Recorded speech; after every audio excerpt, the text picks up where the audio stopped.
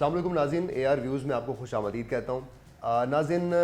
Senate election पर हम कड़ी नज़र रखे हुए हैं और आपको लम्हा ब लम्हा उसकी सूरत हाल और बैकेंड पे क्या चल रहा है इस हवाले से अपडेट कर रहे हैं। सबसे पहली बात कि सेनेट इलेक्शन 3 मार्च को होने जा रहा है और 3 मार्च में इलेक्शन होने से पहले ही हुकूमत को एक बड़ा झटका लगा है। हुकूमत को क्या झटका लगा है, हुकूमत को क्या पिसपाई हुई है, किस महाज पर हुई है, आज इस चीज़ को हम अपनी वीडियो में आपको एक्सप्लेन करेंगे। सेनेट में सबसे बड़ा टाकरा क्या होने जा रहा है। दो बड़ों की जंग है इस्लामाबाद में और सारा सेनेट इलेक्शन कहा जा रहा है कि इस पर बेस कर रहा है। और यूसुफ रज़ा गिलानी साहब और अब्दुल हफीज़ शेख साहब, इनके दरमियान क्या मैनेजमेंट हो रही है, कौन सी पार्टीज़ किसको सपोर्ट कर रही हैं, सिंध में क्या चल रहा है, PDM और MQM और GDA ये किस तरह से पूरे सेनेट इलेक्शन का नक्शा बदलने के लिए कोशां हैं, इस पर अभी आपसे सैर हासिल गुफ्तगू होगी। इसके अलावा जो सुप्रीम कोर्ट का फैसला आया है उसकी रोशनी में सेनेट इलेक्शंस जो हैं वो किस तरह से असरअंदाज होंगे, किसको फ़ायदा होने जा रहा है और इस पर अब नई चाल क्या चलने जा रही है, इस पर हम आपको अपडेट करेंगे। सबसे पहली बात कि सेनेट इलेक्शन में जो बड़ा टाकरा है और उस टाकरे से पहले आज जो सुप्रीम कोर्ट ने फ़ैसला दिया है, उस फैसले में सुप्रीम कोर्ट ने वाज़ेह तौर पे कह दिया है कि आइन के आर्टिकल के तहत जो सेनेट के इलेक्शन का तरीकाकार है, जो कि सीक्रेट बैलेट है, यानी open balloting show off hand को अब नहीं कंसिडर किया जा रहा, अब सीक्रेट बैलेट से ही पेपर होगा। नाज़रीन, पाकिस्तान तहरीक इंसाफ, हुकूमती जमात और कोलिशन पार्टीज़ जो हैं वो अपनी प्रपोर्शन को जो उनकी असम्बलीज़ में इस वक्त है, अगर वो उसको मॉनिटर करें तो उनका जो इलेक्शन के अंदर रिज़ल्ट आता है वो इतना आता है कि वो सेनेट में अपनी पोजीशन को बरकरार रख पाते हैं। लेकिन अब जो ओपन बैलेट की बात की जा रही है, ये PTI इसलिए कर रही थी कि अगर ओपन बैलेट हो तो अपना प्रपोर्शन वोट ले सकती है और सेनेट में अपनी अक्सरियत बना सकती है, जो कि पिछले 2 साल से 2.5 साल से वो नहीं बना पाए थे।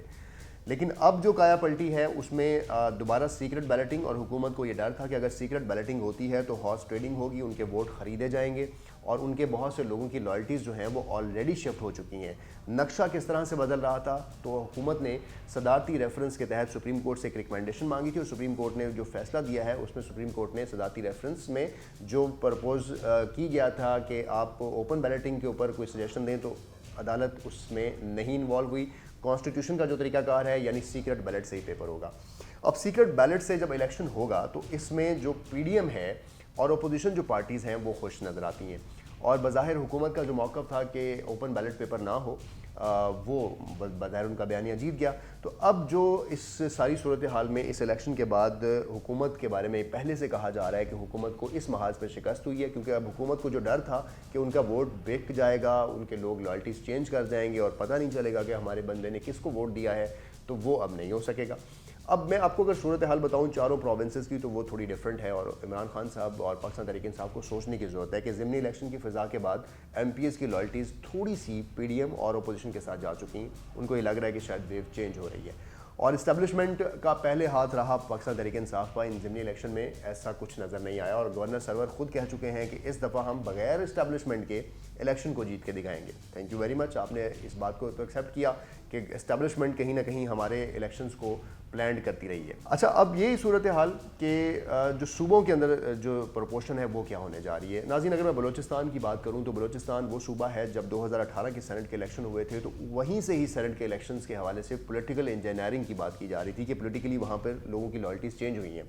इस दफ़ा भी सेनेट इलेक्शन के हवाले से पाकिस्तान तहरीक इंसाफ की जो कोलिशन पार्टी है, जो जमात है उनकी, बलूचिस्तान अवामी पार्टी BAP, उनके दरमियान वहाँ पर इस वक्त दरारें हैं और इस दरार का फ़ायदा पाकिस्तान तहरीक इंसाफ को नहीं तो अपोजिशन पार्टीज़ को जाएगा। वहाँ पर पाकिस्तान पीपल्स पार्टी PMLN किस तरह से मैनेज कर रही है अपने सेनेट इलेक्शन को, ये असरअंदाज होगा सेनेट के ऊपर। KPK के अंदर हम आपको पहले बता चुके हैं कि जो ज़िमनी इलेक्शन हुआ नौशहरा का, उसके बाद लियाकत खटक ग्रुप और परवेज़ खटक ग्रुप 2 हिस्सों में बढ़ चुके हैं। MPs वहाँ पर भी अपनी जो कारकर्दगी है और हुकूमत से नाला नज़र आते हैं, जो सेंटर पर असरअंदाज हो सकता है।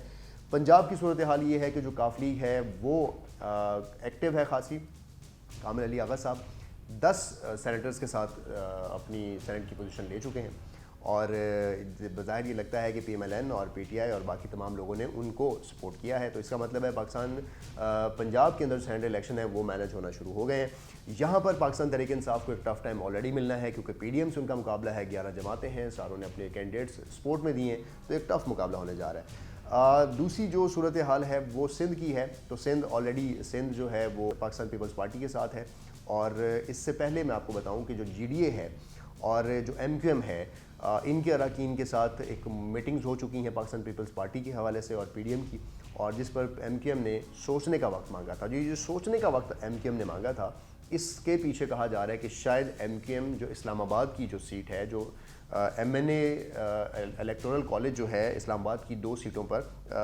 اس پر کا جو الیکٹورل کالج ہے وہ نیشنل اسمبلی ہوتا ہے، یعنی ایم این ایز ووٹ دیتے ہیں، تو وہاں پر جو ایم این ایز کے ووٹ ہیں وہ بھی مینیج کرنے کے لیے یوسف رضا گیلانی صاحب خاصا ٹف ٹائم دے رہے ہیں۔ تو اب یہ جو ساری صورتحال ہے، اس میں تو بظاہر لگتا ہے کہ چاروں صوبوں میں پاکستان تحریک انصاف کی جو سینٹ کی مینجمنٹ ہے وہ کچھ اچھی دکھائی نہیں دیتی۔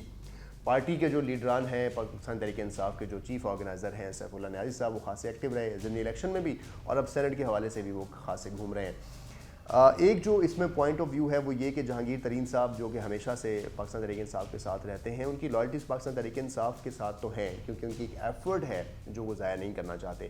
اب اپنی اس لائلٹی کو ہی وہ کنسیڈر کرتے ہوئے سینٹ کا ٹکٹ اسحاق حقانی صاحب کو نہیں ملا،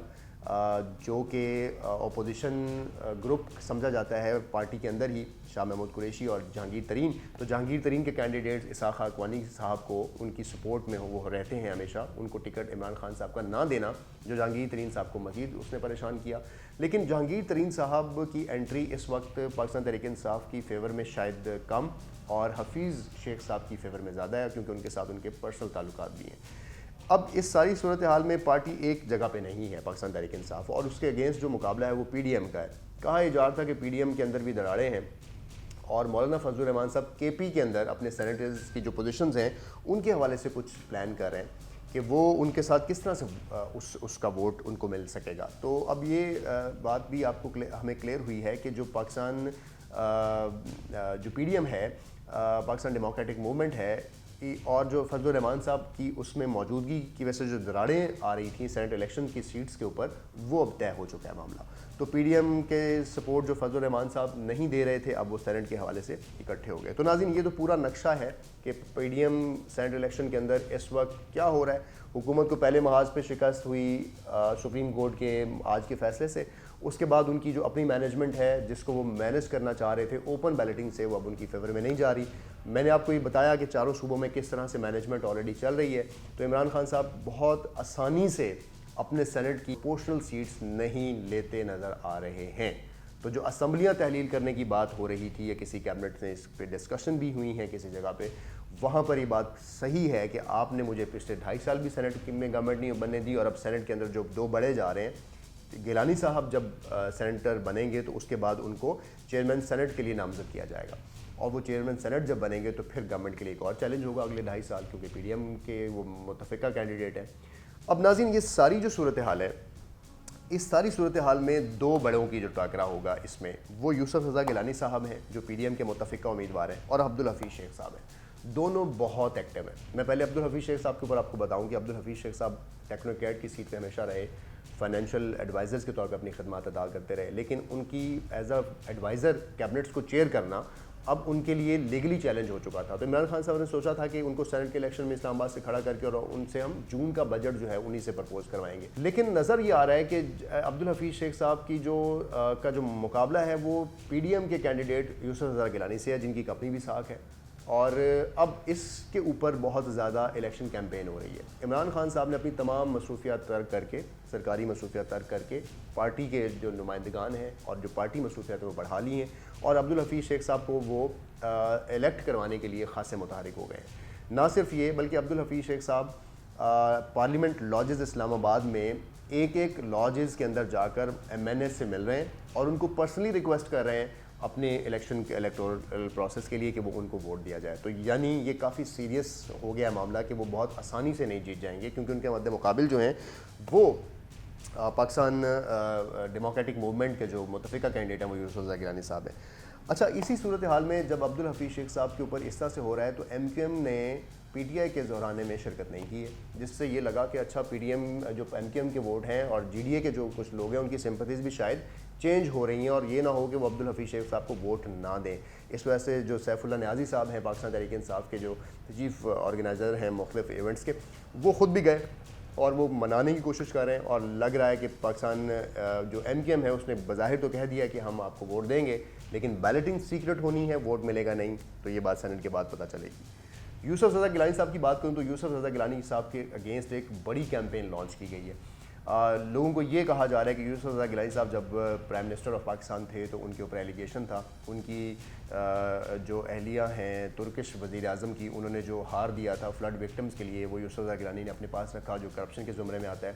یوسف رضا گیلانی صاحب نے زرداری صاحب کو تحائف دیے بینگ اے پرائم منسٹر، اور ان کے لوگوں کو نوازا، یہ ان کے اوپر ایلیگیشنز ہیں۔ عبد القادر صاحب جو بیٹے ہیں یوسف رضا گیلانی صاحب کے، ان کی جو ٹوٹل پراپرٹی تھی بیفور الیکشن اور آفٹر الیکشن 8.5 ملین تھی، اور جب انہوں نے حکومت میں ٹائم گزارا تو 72 ملین تک ان کی پراپرٹی چلی گئی۔ تو یہ کچھ ایسے ایلیگیشنز ہیں جو اس وقت الیکشن کیمپین کے اندر استعمال کیے جا رہے ہیں، اور یوسف رضا گیلانی صاحب کی ساکھ کو متاثر کیا جا رہا ہے، اور ظاہر ہے یہ بتایا جا رہا ہے کہ ایسے شخص کو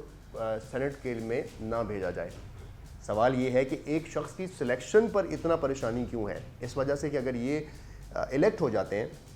تو پھر یہ چیئرمین سینٹ بنیں گے، اور پھر حکومت کو وہی ٹف ٹائم سینٹ میں بھی ملے گا جو کہ اب بھی ان کو جس چیز کا سامنا ہے۔ ناظرین، یہ سارے جو حقائق ہیں جس میں اب مولانا فضل الرحمان صاحب کی انٹری، جہانگیر ترین صاحب کی انٹری، اور جو باہر کے پلیئرز ہیں وہ سارے اس الیکشن کو مینیج کرنے کی کوشش کر رہے ہیں۔ پھر سپریم کورٹ کا جو لارجر بینچ ہے، 5 رکنی bench chief justice Gulzar Ahmed کی سربراہی میں یہ سارا فیصلہ آج آیا ہے، جس میں صرف جسٹس یحییٰ فریدی صاحب نے اختلافی نوٹ لکھا ہے، باقی تمام ججز نے یہ کہا ہے کہ آئین کے مطابق ہی الیکشنز کو کنٹیسٹ ہونا چاہیے، اور الیکشن سیکرٹ بیلٹ کے طور پہ ہونے چاہیے۔ ہم پہلے بھی آپ کو پرپوز کر چکے ہیں، بتا چکے ہیں کہ عمران خان صاحب کی منشا کے مطابق یا بائی لاز ہمیں یہ نظر نہیں آ رہا ہے کہ پاکستان تحریک انصاف اپنی سینٹ کے اندر اپنی جو ایک